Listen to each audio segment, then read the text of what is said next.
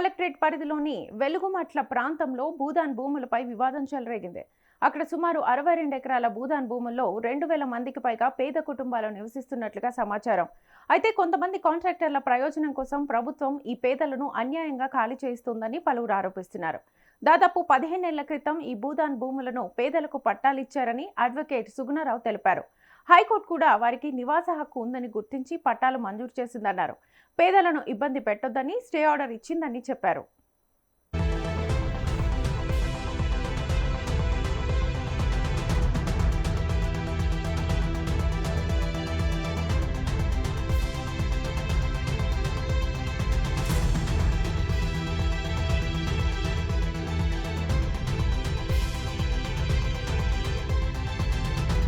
High court ఆదేశాల ప్రకారం అక్కడ నివసిస్తున్న వారికి తాగునీరు, స్కూల్ వంటి మౌలిక సదుపాయాలు కల్పించాలన్నారు. కానీ ఇప్పుడు ప్రభుత్వం ఏకపక్షంగా ఇళ్లను కూల్చివేయడం అర్థం కావడం లేదని సుగుణరావు ప్రశ్నించారు.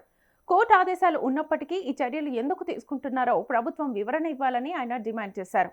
ఈ అంశంపై ప్రభుత్వం స్పందించాల్సి ఉంది. ఈ క్రమంలో తమకు న్యాయం జరగాలని స్థానికులు కోరుతున్నారు. వెలుగుమట్ల గ్రామంలో సుమారు 2000 మంది ప్రజల గుడిసెల్ని ఎలాంటి కోర్టు ఆర్డర్ లేకుండా, ఎలాంటి ఆదేశాలు లేకుండా ఏకపక్షంగా కాంగ్రెస్ పార్టీ తన నమ్ముకున్నటువంటి కొంతమంది కాంట్రాక్టర్ల కోసం, వాళ్ళ ప్రయోజనం కోసం గుడిసెల్ని ఏకపక్షంగా రాజ్యాంగ విరుద్ధంగా కూల్చేస్తున్నారు.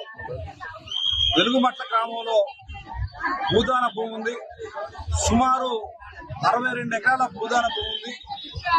ఈ భూమిని సుమారు 14-15 సంవత్సరాల క్రితం పేదలు భూదాన బోర్డు ద్వారా పట్టాలు తెచ్చుకొని ఆ పట్టాలు రాజ్యాంగబద్ధంగా, చట్టబద్ధంగా వాళ్ళు నివాసం ఉంటున్నారు. వాళ్ళకి భూదాన బోర్డు వారు పట్టాలు ఇచ్చిండ్రు. ఆ నివాసం ఉండడానికి హక్కు ఉందని చెప్పి పట్టాలు కూడా ఇవ్వడం జరిగింది.